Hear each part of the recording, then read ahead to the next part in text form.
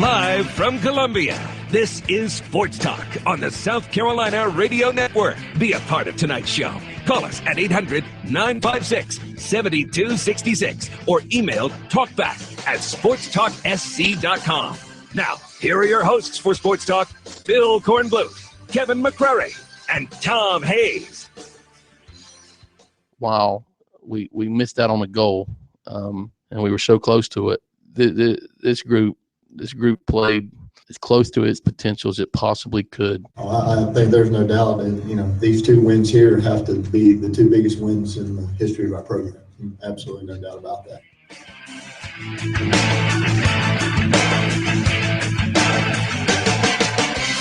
And then there was only one, and the most unlikeliest of the one is going on to Omaha. Congratulations to Coastal Carolina, the little team that could. The Chanticleers went into Baton Rouge, and they slay the dragon. They take out the homestanding national power, traditional power, SEC power team in front of their 10, 12,000 fans under the most difficult of circumstances, and they do it in the bottom half of the ninth inning after possibly losing the momentum in the top of the inning. Congratulations to them. We started out the tournaments looking like either Clemson or USC would end up going to Omaha. Neither could get it done. USC, of course, much like Clemson, simply manhandled by a superior Oklahoma State team that play great baseball. Nothing fancy, pro. They don't stand out in any one particular area, Oklahoma State, but you put the whole package together and they've got it. Defense, enough hitting, enough power, enough speed, and excellent coaching and pitching. Well, yeah, I mean, the key point is this. Even if you strip the uniforms off the teams and look at the team, the more experienced team won. They have, 11 guys drafted off that team. It's one thing to have skill, talent, and desperation. For a lot of those kids, this is their last time to go to the dance. And they look like, at both Clemson and South Carolina, they were not to be denied. The key point in the whole equation, in my opinion, is this. They never trailed in any of the ball games. They never faced adversity of being behind on the road. They took control early, and if they got a run or two, they made it stand up. All right, we'll recap the weekend. USC picked up a couple of football commitments over the weekend. We'll talk about that. Open up your thoughts on the end of baseball. And, I think from a South Carolina standpoint, as I sit here tonight, and I can't tell you what the entire team will look like next year because you're going to lose some players to the draft and transfers and all this, that, and the other that happens in the offseason situation. As I sit here right now today with the team they're expected to have next year, I am projecting South Carolina to Omaha next season. Mark it down, June 13th, 2016, this time next year, South Carolina will be packing its bags for Omaha. Well, it's a process. It's been a process after they kind of hit rock bottom, after missing the tournament last year, quickly rebuild and got the team to the national level. But I'll talk about after the break what I think has got to happen next for them to take that next step, which I think they will take in the offseason and in the next year. We'll be right back.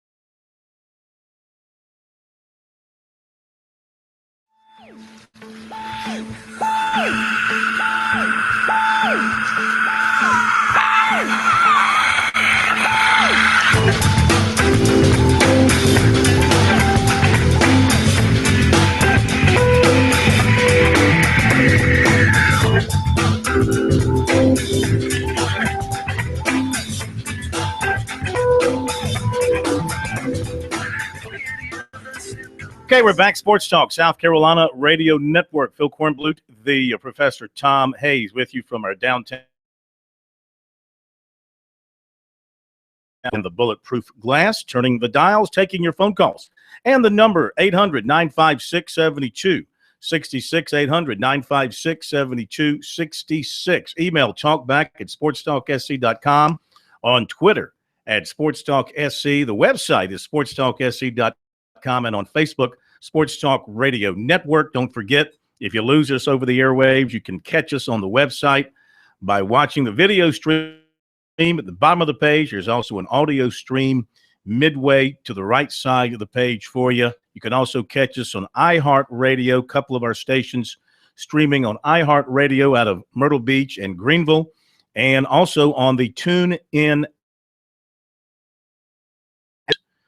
Is a great place to go on the TuneIn app because they never, ever interrupt us here on Sports Talk. You can always find us there. In fact, speaking of The Point, the host of the shows on The Point, Kevin Cohen, will join us at 7:30 to talk about the announcement today by Jeremy Foley, the longtime athletic director at Florida, that he is retiring in October after 25 years. This is a big deal for the SEC, the SEC East, and Kevin, who worked many years in Gainesville and is a Florida grad and who knows Jeremy Foley extremely well, will join us at 7:30 to talk about the impact of Jeremy Foley's retirement on the SEC and perhaps some of the potential candidates to replace him in what is one of the biggest jobs in all of college athletics. We'll hear from Chad Holbrook, some of his thoughts after the Gamecock season-ending loss yesterday. A few comments from Gary Gilmore. We'll get both with us live. Gilmore tomorrow night, he asked to wait till tomorrow night. They did not get back to Coastal until 3 o'clock this afternoon from LSU. He said he was exhausted. He's got a house full of people, and he just wants to go sleep. And who can blame him? No telling how late they were up last night celebrating. 21 years for Gary Gilmore at Coastal. Third time in a super, and they had not won a game in a super regional until this weekend at LSU, and they get it done. In fact, they got it done in the most exciting of fashions. They had the lead. They were dominating this game. Then LSU, of course, as teams do when they're home in regionals, and they got the crowd behind them, they rallied in the top of the ninth inning. Coastal was the home team, so they had the last at bat. And it was Coastal was leading 2-0, then 2-1, then 3-1, then 3-2. LSU tied it in the top of the ninth, 3-3. And then Coastal in the bottom of the ninth inning, Anthony Marks, who's just what a fire plug, spark plug this. He is if you talk about a dirtbag baseball player, just look at this guy after a game. The jersey is just covered from top to bottom with dirt. And he's a left fielder, balls, he'll steal a base. So he gets on base to lead off the inning. And you're thinking sacrifice, right? Michael Paez, maybe their best player, high draft pick. No, Marks steals second.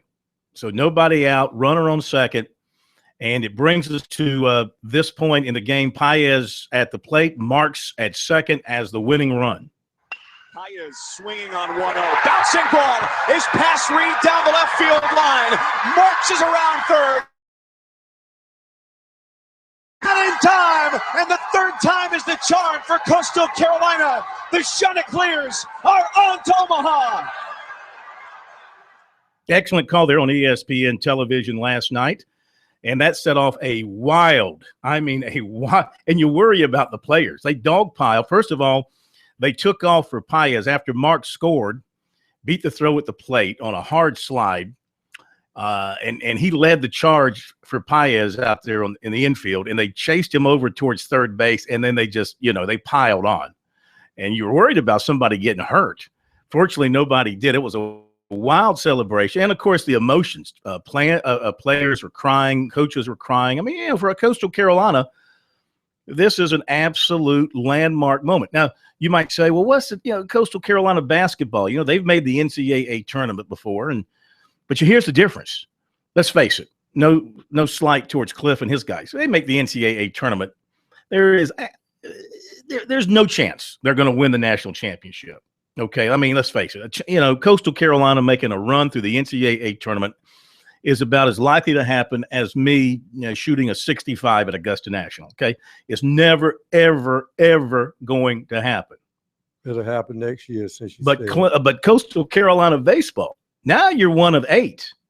You got their arms and their spunk and everything else. They've got a chance to win a national championship. That's the difference between being in the baseball tournament, one of 64, and being in the foot when you're a school like Coastal. They say Coastal's a mid-major. They're a mid-major size school with a major baseball program. They're not a mid-major baseball program. You don't have the success they've had over the years. And it just exemplifies too, Pro, when you look at the super regionals this weekend, how tough it is to get to Omaha. And look at all the dead bodies left around the SEC this past weekend. Well, LSU staying home. Mhm. South Carolina staying home. Texas A&M had to battle for its life. No, they got beat, right? They're not going. They're staying home. What am I saying? Mhm. TCU won that thing.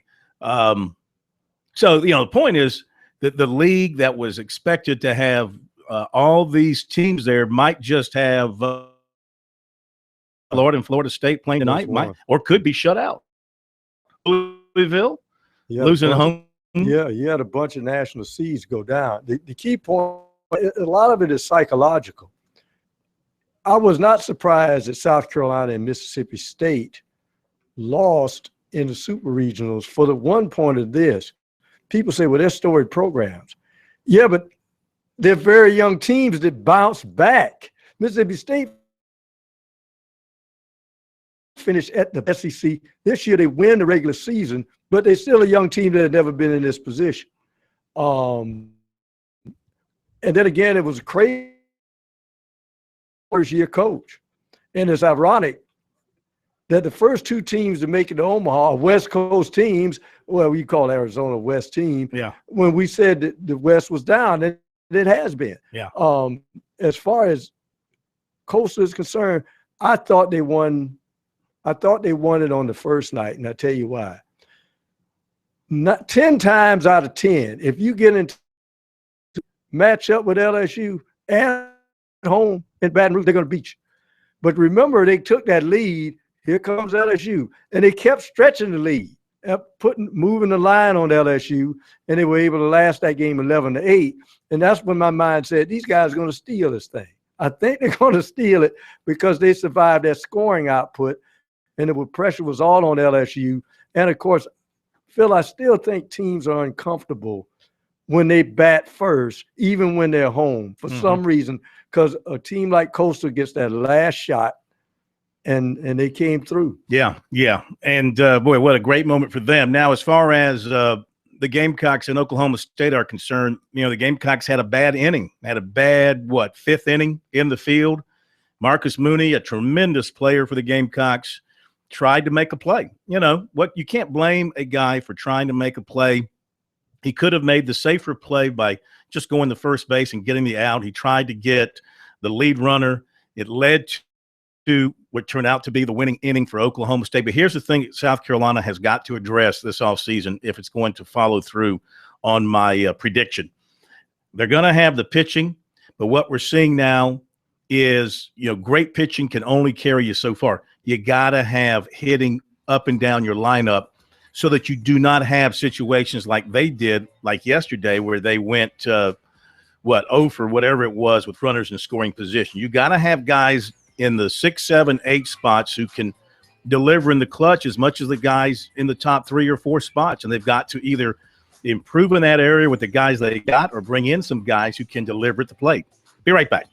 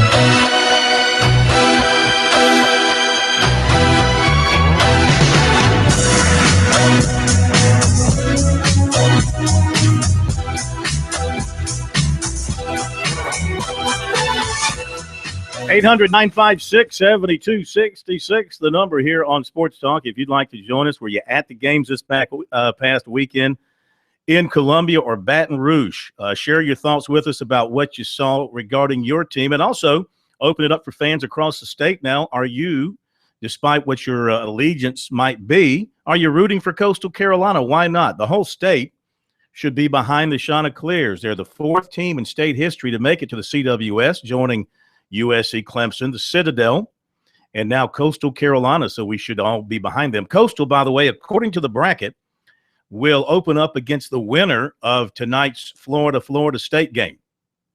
They are in the same bracket with Texas Tech and TCU. The way the bracket reads here. Don't they take on Texas Tech first, or they don't? Well, I'm looking at this bracket. I'm looking at the NCAA bracket updated through last night, and they've got Coastal Carolina paired with the winner of the Florida State Regional. Now, the NCAA website has a different look on their page with the bracket in group bracket A and bracket B with the four teams together.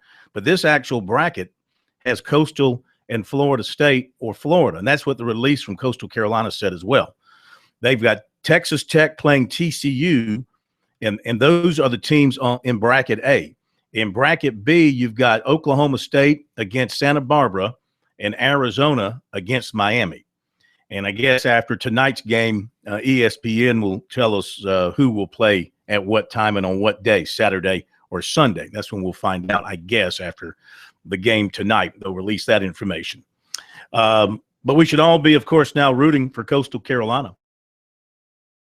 They'll have a good chance to go out there if they're not overwhelmed by the moment. That's part of going out there is dealing with the in Omaha and the bigness of being on the big stage. And not just that, the distractions of how they treat you in Omaha, the way the fans welcome the teams, and the Mardi Gras type atmosphere around the ballpark. Maybe it's not so great as it used to be when it was at Rosenblatt Stadium. Now that they've got a TD Ameritrade Stadium in downtown Omaha. But how about this now? Think about this. With Coastal Carolina and their connection to Omaha and TD Ameritrade through their football coach, Joe Moglia, who, not only is he the football coach of Coastal, he's the chairman of the board of TD Ameritrade, which is based in Omaha, which is where business offices in Omaha might be treated to an extra special good time in Omaha in terms of food and travel and lodging. I think that stadium negates the strength of Coastal Carolina because they love to hit the home run ball. Maybe they can move the fences in. Maybe they can have them do that before they. Well, that wind in Omaha on the days it's blowing in, you're right. It will kill the home run ball. We'll be back in a moment.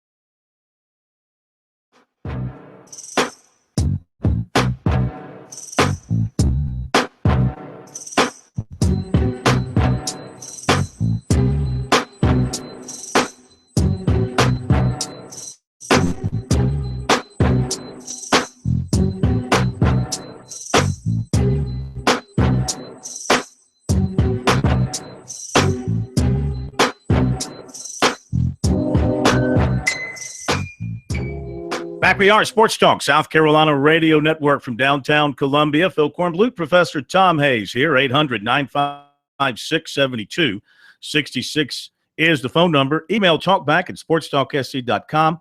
On Twitter at sportstalksc. Pass along a couple of major stories of the day. Clemson outfielder Seth Beer, one of the 4 finalists for the Golden Spike, announced today that he's one of the 4 finalists. The winner will be announced. The other finalists, Kyle Lewis from Mercer, Corey Ray from Louisville, and Logan Shore. Also, Beer was named a Baseball Game of America, National Collegiate Baseball Writers Association, as was USC right-hander Braden Webb. Over the weekend, a couple of things happened with Clemson baseball. Number one, Pat Krall is coming back. Standout left-hander will return, will not sign with the pros, will return for his senior season. However, reports up Clemson way are that Weston Wilson, second baseman, and shortstop Eli White will sign contracts with their respective teams. And the Tigers are getting a transfer from Presbyterian. Weston Jackson, the best player on the PC team this past season, outstanding year, .341 batting average, outfielder and second baseman, who is from Greenville, Eastside High School, going to transfer to Clemson for a final season of eligibility as a grad student, according to TigerNet. Also, regarding Clemson baseball, it was reported by the Clemson Insider that Jack Leggett is interested in that Furman opening and would like to be a candidate for that job. We also hear that Landon Powell, who is the head coach at North Greenville, the former Gamecock great, could also be in the mix there at Furman for that job. And as I mentioned earlier, Jeremy Foley announced his retirement today as the athletic director at University of Florida. 25 years at the helm. Gators won 27 national championships. Well, have won 28th in baseball. He's done a fabulous job there. And Kentucky has named their new baseball coach. He is Mississippi State assistant Min Jiong. He'll become the new coach at Kentucky. He had, like I said, been at Mississippi State working for John Cohen there in Starkville. Now, USC season is over. Came to a thudding end yesterday at home against a very good Oklahoma State team. Oklahoma State comes into Columbia and wins the Super Regional 2-0, basically just killing the Gamecock Bats with some excellent hitting and terrific defense. Chad Holbrook, his initial comments to the media following the conclusion of what was a superb season. Well, congratulations to Oklahoma State. They played some great baseball. They pitched very, very well. They played great defense, and they got some timely hits there. And they're to be congratulated for making it the College World Series. It's no easy task. As far as my group, I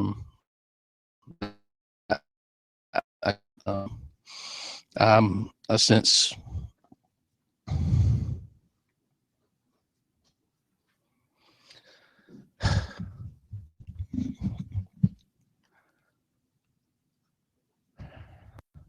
some responsibility, not being able to win 2 more games. DC, Mooney, our seniors, and all our players invested a lot, and it's difficult right now, but we'll look back, and it's a team that, I've been coaching for 20 some years, and it's, I don't know if I've enjoyed a team any more than this one. We kind of set the goal in September to put this program back on the map after what happened last year, and they certainly did that, accomplished that. and hurts like crazy that I wasn't able to help them make that one last step. But it's a group that I'm proud of. They were awesome in every way, from the classroom to the community, to the way they went about their business every day. And it'll always be one of my favorite teams. Now, Holbrook, of course, had to look at things in black and white in assessing why his team came up short to Oklahoma State. The pitching of Oklahoma State was just dominant. And again, he had to deal with the questions about lack of offense and the inability to string together key hits against some very good pitching. Yeah, I mean, baseball can be awfully cruel. I mean, it's a cruel sport. And, we had 3 great at-bats right there to end the game. DC fought his way on base. Mooney ended his career here with one of the best at-bats against the quality pitchers as he's had in his career here. And then Gene squares one up. But sometimes you hit it at him. And, I mean, you got to, I guess we won 46. I mean, we won 46 games. We won 20 in the league. We had a heck of a year. And yeah, it stinks we weren't able to win one more series here at home. And we ran into some outstanding pitchers and a great defensive team, and made it awfully difficult to score on us. And unfortunately, we kind of made it we gave them a couple of runs there in the 5th that kind of put the ball and the momentum in the dugout. Chad, some of the guys talked about what they did over the offseason. What was your approach through this offseason after last year? Well, I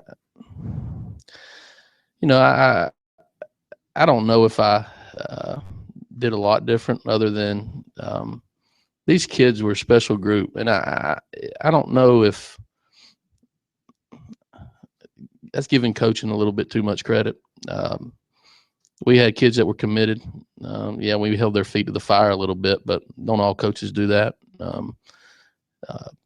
They were a special group. They really were. And I told Coach Tanner, before the regionals, I say it's been an incredible group from what they did in the classroom to what they did when they represented this program, and how they went about playing the game. They did all a coach could ask them to do. And I always say at the beginning of every season that I want to coach a team that plays as well as it can possibly play and reaches its potential. And while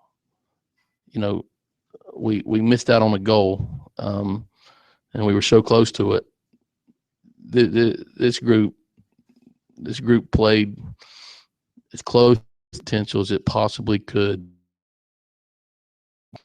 A lot of games, 64 games, and they laid it on the line for our program each and every day, and always be proud of them for that. And a final comment from Holbrook, and he's asked to, of course, reflect on the fact that the season is over, and he's got to say goodbye to a good group of players. They played at a little bit of a higher level than I thought they could play at all year long, and that's one of the reasons I'm proud of them.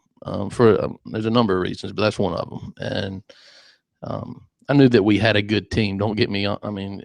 But that being said, we played better than good, and you're better than good when you win 20 in our league, and having so many guys step up when we needed them to. The emergence of Tyler Johnson, to the season that Clark had, to the newcomers that came in and kind of changed the personality of our team.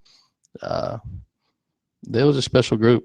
This coach had a lot of fun being around them, and I feel terrible for a long period of time until we get together in September, because I wanted to help them a little bit more. Chad Holbrook, very emotional after the loss. Players were very emotional too, which tells me that they all kind of bought in to what they were selling at the beginning of the year there, and playing together as a group and as a team. And I think they displayed that throughout the year. Just came up a little bit short. Back in a moment.